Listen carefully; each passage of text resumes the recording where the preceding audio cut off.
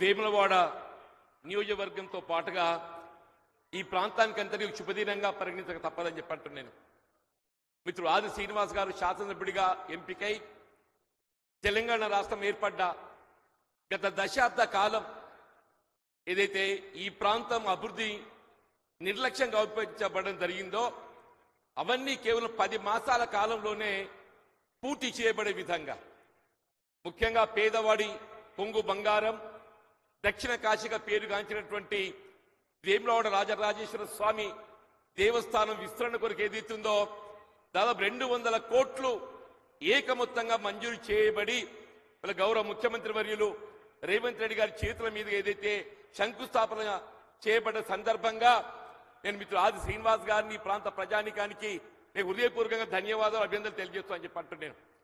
ఈ కార్యక్రమంలో పాల్పంచుకుంటున్నటువంటి వివిధ హోదాల్లో ఉన్న మంత్రివర్యులు, శాసనసభ్యులు, శాసన మండలి సభ్యులు, వివిధ హోదాల్లో ఉన్నటువంటి కాంగ్రెస్ నాయకులు, ముఖ్యంగా వేములవాడ నియోజకవర్గ పలు ప్రాంతాలకు తరలి వచ్చినటువంటి కాంగ్రెస్ కార్యకర్తలు, అభిమానులు, ఆడబిడ్డలకు అందరికీ హృదయపూర్వకంగా నమస్కారాలు చెప్తూ ఎక్కువగా సమయం తీసుకోకుండా వాస్తవంగా ఏదైతుందో విద్యార్థులు, నిరుద్యోగ యువత ఉద్యమాలతోని సాధించబడ్డ తెలంగాణ రాష్ట్రం గత దశాబ్ద కాలం మిగులు బడ్జెట్ తో ఏర్పడబడ్డ తెలంగాణ రాష్ట్రం అప్పులు ఊబులగినట్టబడి వీళ్ళ అభివృద్ధి నిర్లక్ష్యం గావిత బట్టంతో ఏదైతుందో మొన్నటి 23 ఎన్నికలు ఏదైతుందో తెలంగాణ రాష్ట్రాన్ని ప్రసాదించినటువంటి యొక్క ఆ సోనియా గాంధీ గారి నేతృత్వంలో కాంగ్రెస్ పార్టీ మాత్రమే ఏదైతుందో మన కళలను నెరవేరుస్తుందని చెప్పని రాష్ట్రంలో కాంగ్రెస్ ప్రభుత్వం ఏర్పాటు చేయబడే విధంగా మీరు జీవించటం, గౌరవ ముఖ్యమంత్రి రేవంత్ రెడ్డి గారు ఏదైతుందో మరి వారు బాధ్యతలు చేపట్టడం,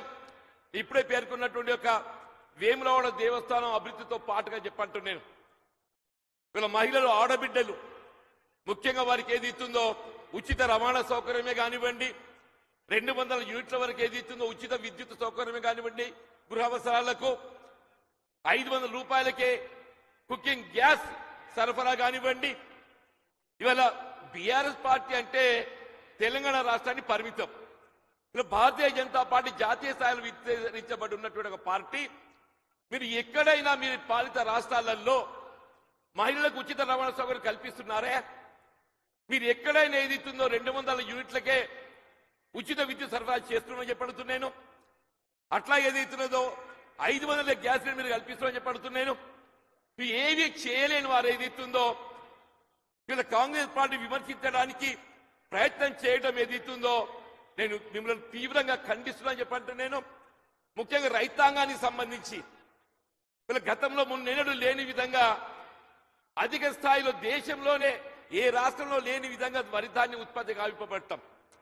వరి ధాన్యం ఉత్పత్తే కాదు, ధాన్యం సేకరణలో గతంలో మున్నెన్నడూ లేని విధంగా రైతాంగానికి ఏ విధమైనట్టుగా అసౌకర్యం, ఇబ్బంది లేకుండా ఎక్కడికెక్కడ సేకరణతో పాటుగా వీళ్ళ సన్న రకాలకు 500 రూపాయలు బోనస్ అని చెప్పి అంటున్నాం.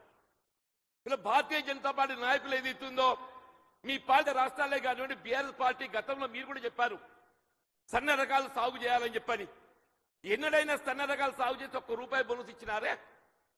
ఇవాళ ఇదే కాంగ్రెస్ ప్రభుత్వం రేవంత్ రెడ్డి గారు, ఉత్తమ్ కుమార్ రెడ్డి గారు ఏదైతున్నదో సన్న రకాలు సాగు చేస్తే మనకు 500 రూపాయల బోనస్, 2320 రూపాయల మద్దతు ధర అయితే అదనంగా 500 రూపాయలు కల్పిస్తున్నామని చెప్పంటున్నాను. దయచేసి గమనించండి. వీళ్ళ ప్రజాపక్షాన్ని నిలబడి ప్రజాహితంగా మరి సౌకర్యాలు అనుకూర్చే రాజకీయ పార్టీ కాంగ్రెస్ పార్టీ చెప్పక తప్పదంటున్నాను. నాకు తెలుసు మన దశాబ్ద కాలం ఏదైతుందో వీళ్ళ మధ్యమానంలో ముంపు గురైనటువంటి నిర్వాసితులకు పునరావాసం కల్పింప చేయాలి, గృహ నిర్మాణ కార్యం మంజూరు చేయాలని చెప్పి విజ్ఞప్తి చేస్తే దశాబ్ద కాలం మన ముఖ్యమంత్రి కేసీఆర్ గారు ఏదైతుందో ఇదే వేములవాడ రాజన్న మెట్ల మీద నిలబడి నేను అందరికి 5,04,000 మంజూరు చేస్తానడయా. 9 ఏళ్లు పాలన చేసిండు, 10 ఏళ్లు పాలన చేసిండు, 1 ఇల్లు మంజూరు చేయలేదు. అదేవేళ మిత్రుడు రేవంత్ రెడ్డి గారు ప్రదేశ్ కాంగ్రెస్ అధ్యక్షుడిగా అలాంటి ఈ ప్రాంతాన్ని పర్యటించి ఇవాళ ఏ ప్రాజెక్ట్ నిర్మాణే కానీ ప్రాజెక్టుతో వీళ్ళ సౌకర్యం పొందే విధంగా ఎవరైతే బాగుపడతారో నిర్వాసితులను కూడా ఆదుకోవడం ఆ ప్రభుత్వ బాధ్యత తెలియజెప్పే విధంగా ఇలా 4600 ఇండ్లు, 4690 ఇండ్లు దాదాపు 250 కోట్లతో ఏదైతుందో మంజూరు చేసినందుకు నేను ముఖ్యమంత్రి గారికి వారి కేబినెట్ మంత్రివర్గ సహచరులకు అందరికీ నేను హృదయపూర్వకంగా ధన్యవాదాలు చెప్తామని చెప్పంటున్నాను. మన ప్రాంతం ఉత్తర తెలంగాణ ప్రాంతం స్థానికంగా ఉద్యోగ ఉపాధి అవకాశాలు లభించక గల్ఫ్ పై ఆధారపడతాం. గల్ఫ్ లో ఏదైతుందో అకాల మరణానికి గురవుతున్నటువంటి ఒక మృతుల కుటుంబాలు ఆదుకోవాలని చెప్పని దశాబ్ద కాలం పోరాటం చేస్తే ఏ తెలంగాణ రాష్ట్ర ఏర్పాటు కొరకు ఏదైతుందో రాజకీయాలకు అతీతంగా తెలంగాణ ఉద్యమాన్ని బలోపేతం చేశారు గల్ఫ్ కార్మికులు. ₹1 సాయం చేయలేదు. ఇదే తెలంగాణ రాష్ట్రంలో కాంగ్రెస్ ప్రభుత్వ గౌరవ ముఖ్యమంత్రి రేవంత్ రెడ్డి గారు మీరు ఏ కారణంతో చనిపోయినా కానీ అదేదైతుందో అకాల మరణం ఇవాళ ఏ మరణమైనా కానీ ఏదైతుందో ఏ విధంగా రైతాంగాన్ని ఆదుకోవడం దొరుకుతుందో వారికి అందరికి ₹5 లక్షల ఆర్థిక సహాయం అందింపజేసే విధంగా కార్యక్రమాన్ని అమలు తలపెట్టడం ఇది భారతదేశంలోనే కేవలం తెలంగాణ రాష్ట్రంలో మాత్రమే సాధ్యమవుతుందని చెప్పక తప్పదని చెప్పంటున్నాను. ఈ రకంగా చెప్పాలంటే తెలంగాణ రాష్ట్రంతో పోటీ పడటానికి దేశంలో ఏదైతే ఏ రాష్ట్రంలో లేదు. సరే బీఆర్ఎస్ పార్టీ అయితే కన్వర్ట్ అయిపోతుంది. భారతీయ జనతా పార్టీ కూడా రేపు మహారాష్ట్ర ఎన్నికల ఫలితాలు రాబోతున్నాయని చెప్పంటున్నాను. మహారాష్ట్రతో పాటుగా జాతీయ స్థాయిలో రాహుల్ గాంధీ గారు ప్రధానమంత్రి అయ్యే విధంగా తెలంగాణ రాష్ట్రం ఏదైతుందో ఆదర్శవంతమైన పాలన అందింపజేయబడే విధంగా ఏదైతుందో ఈ ప్రభుత్వం ముందుకు పోతుందనే ఒక అభిలాష వ్యక్తం చేస్తూ మరి ఇందులో పాల్గొని ప్రసంగించడం అవకాశాన్ని కల్పించినందుకు ముఖ్యంగా మిత్రుడు ఆది శ్రీనివాస్ గారు ఏదైతుందో ఆయన శాసనసభ్యుడు ఎంపీ కాబడాలని చెప్పి ఎప్పటికెళ్ళి చేస్తుండే. నీకు ఆలస్యమైన కానీ నువ్వు ఎంపిక అయితే వీళ్ళు గత దశాబ్ద కాలం నుండి ఈ ప్రాంతానికి చేయలేనట్టు అభివృద్ధిని ఇలా నువ్వు 10 మాసాల కాలంలో చెప్పంటున్నాను. ఇలా మేడిపల్లి జూనియర్ కళాశాల కానివ్వండి, వీళ్ళ ఏటీసీఏ కానివ్వండి, స్కిల్ యూనివర్సిటీ కానివ్వండి, దేవస్థానం అభివృద్ధి కానివ్వండి, యార్డ్ డిపో కానివ్వండి, వీళ్ళ ముఖ్యంగా ప్యాకేజ్ 9 అనేది ఏదైతుందో పూర్తి కాబట్టినట్టయితే మన వేములవాడ సిరిసిల్ల ప్రాంతం మొత్తం కూడా సాగుమయమయ్యే అవకాశం ఉందని చెప్పంటున్నాం.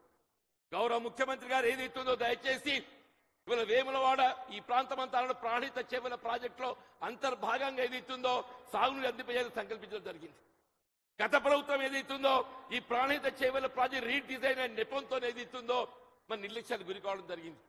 ఇలా తొప్పదని ప్రాంతం ఉండేటువంటి ఒక మరి అక్కడ కొడిమేల మల్యాల మండలానికి సంబంధించినటువంటి ఒక పోతా పెద్ద చెరువే కానివ్వండి, గంగాధర నారాయణపూర్ చెరువే కానివ్వండి, ఇవన్నింటినీ కూడా మరి మీరు ప్రాధాన్యతతో మాకు సాగునీరు అందింపజేయడం మీరు మాకు సహకరించాలని చెప్పి కోరుతూ నేను నాకు అవకాశం కల్పించే హృదయపూర్వకంగా ధన్యవాదాలు చెప్తూ సెలవు తీసుకుంటూ జై హింద్, జై కాంగ్రెస్.